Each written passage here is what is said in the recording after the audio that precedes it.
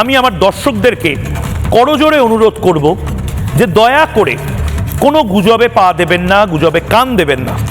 কারণ আবার এক শ্রেণী, আমি নাম করতে চাই না, খুব প্রভাবশালী শ্রেণী, মিনমিন মিনমিন করে যে মিডিয়া, খুব পাওয়ারফুল কোনো নেতা, হয়তো কোনো খুব রেসপেক্টেড চেয়ারে বসে কোনো জনপ্রতিনিধি আপনাদের খেপিয়ে তোলার কাজ করবে, বলবে 4 তারিখের পর সব নাম্বার চলে যাবে।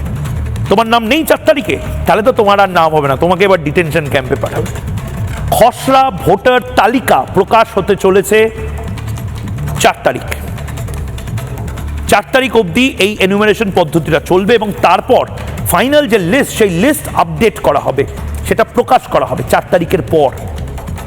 অনেকের নাম নাও থাকতে পারে, কিন্তু আমি আবারও বলছি, 3 মাস ধরে আমি এসআইআর আপনাদের বুঝিয়েছি, আবারও বলছি, ভয় পাবেন না, চিন্তার কোনো কারণ নেই, রিল্যাক্স থাকুন। আপনি জানেন ভারতীয়, আপনি, আপনার বাবা মা ভারতীয়, আপনার কোনো টেনশন নেই। যারা হিন্দু শরণার্থী বাংলাদেশ থেকে এসছে, যাদের বাবা মা হয়তো বাংলাদেশি, যাদেরকে পালিয়ে আসতে হয়েছে এখানে, তাদেরও টেনশন নেই। টেনশন শুধুমাত্র এই বাংলাদেশি যার কাছে 10 বছরের ভোটার আইডি কার্ড ছিল, এখন অ্যারেস্ট হয়েছে। টেনশন ওই রোহিঙ্গাদের, টেনশন যারা ওই মাসুদ কলোনিতে ছিল, এখন পিলপিল পিলপিল করে বেরিয়ে, কিলপিল করে চারপাশে ঘুরে এখন পই পই করে বেরোচ্ছে, তাদের টেনশন। ব্রেকিং নেব তার আগে কি হতে চলেছে, কি হতে চলেছে এই 9 তারিখ।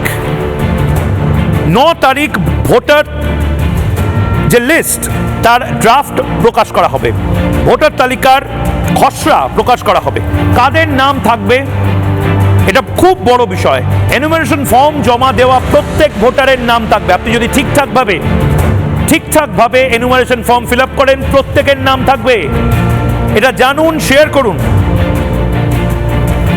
তাদের নাম বাদ যাবে, মৃত ভোটারের নাম বাদ যাবে, ঠিকানায় পাওয়া যায়নি যাদের, তাদের নাম বাদ যাবে, এবং ডাবল এন্ট্রি ভোটার, তাদের নাম বাদ যাবে। শুনানিতে ডাক পাবে কারা? ফর্ম ও কমিশনের তথ্যে ফারাক রয়েছে যাদের 2002 এর তালিকায় পরিবারের কারো নাম না থাকলে।